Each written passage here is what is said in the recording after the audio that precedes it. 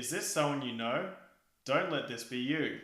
In this scientific and informative video, I'm going to teach you about memes and the pipeline into the world of the alt-right.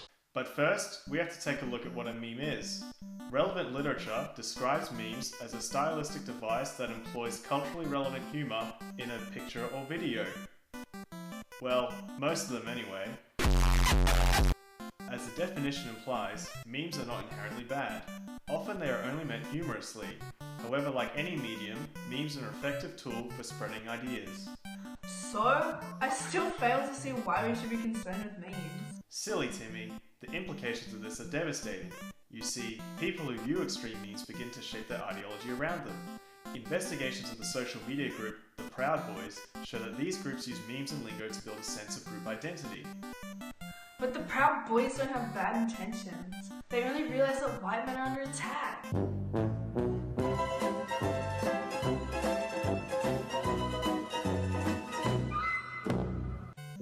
Alright, never mind. But who's to say that because I enjoy a harmless meme, I'm going to build my identity around extremist ideals? Little Timmy here is indeed looking at a harmless 4chan post, but don't be fooled, Timmy. That cute little Pepe hasn't been innocent since 2016, where racists adopted Pepe as a sign of white supremacy. If you're not convinced by that, then just look at the evolution of the OK hand sign to a symbol of white power. Oh yeah, wasn't the swastika once a religious symbol? It sure was, Timmy. Hang on, we need to entice kids to watch this somehow, so that they too can learn about the dangers of the alt-right memes. Meme review. Here's a good example about what we mean. In this meme from the right-wing group, Memes for the Urban Gentleman, the target is a young man from Melbourne. In Australian satire, people from the political left wing, particularly those from inner cities, are often teased for being performatively woke. In other words, being ridiculed for their politics. Okay bros, final meme. Now for something more confronting. This is a truly disturbing development of the Pepe meme known as Friends World. Now people on the far right are creating offensive memes using childish language. Here we have Quasimodo, the character who lived in Notre Dame, bemoaning the loss of his home to non-friends burning it down.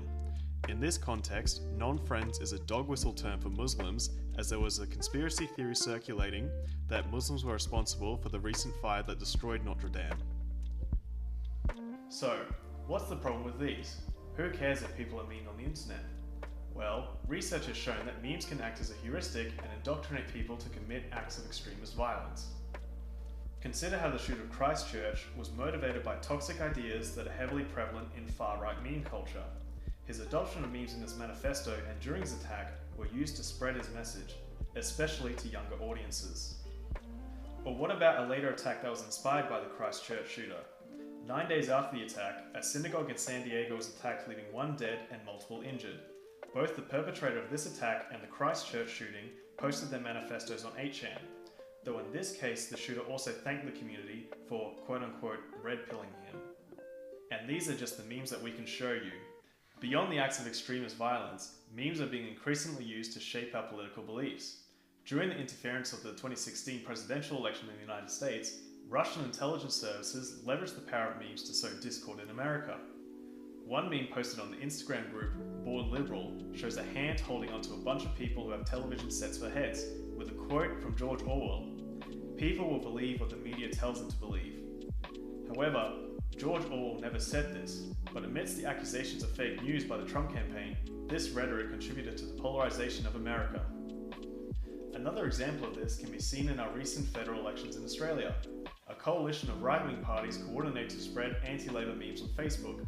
This was no amateur operation and even included staff from Fraser Anning's team and the United Australia Party. So what are the takeaways here? For one thing, meme culture has been weaponized for sinister purposes compared to its innocent origins. We need to be aware of this potential, particularly for our children or younger siblings. As always, monitoring their activity online is important. Individually, we need to critically analyze the memes we come across.